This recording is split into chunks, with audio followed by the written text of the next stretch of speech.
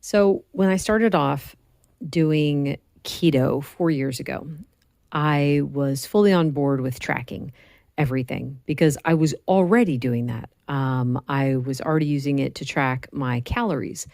So, it was just pretty natural for me to just go straight into tracking the carbs, the fat, and the protein instead.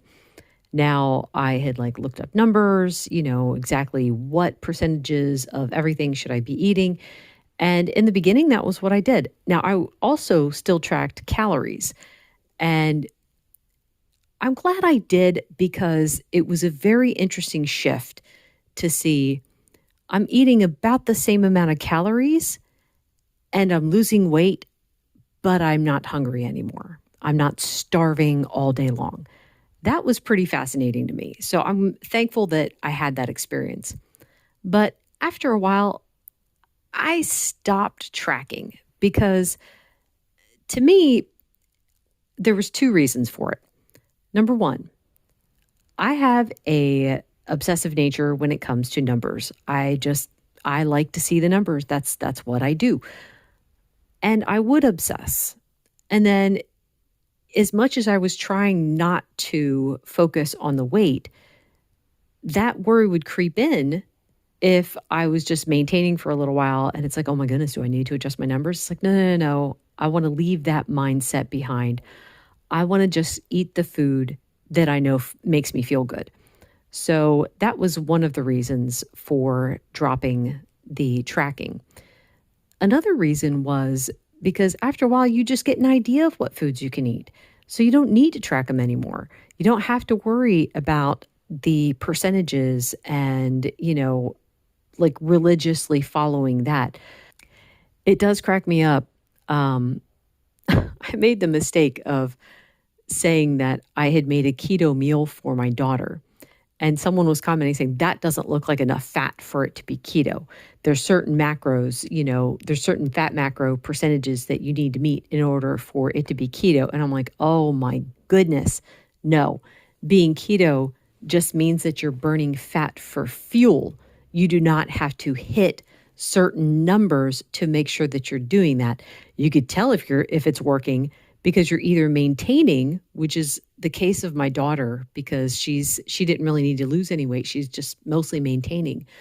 Or you're losing weight, and then that's how you know that for sure you're burning fat for fuel.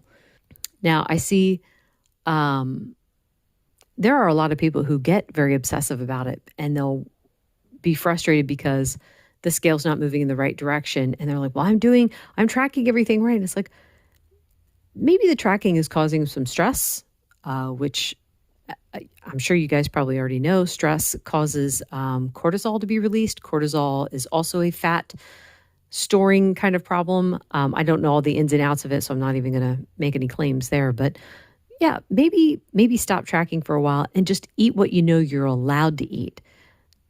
When I say allowed, that's going to vary from person to person. I have certain foods that I can't eat because I know of the problems that they will cause, whereas other people can eat them without any issue and still feel good. So yeah, but just maybe think about not tracking for a little bit. There is one more thing. It's funny because I say that I don't track.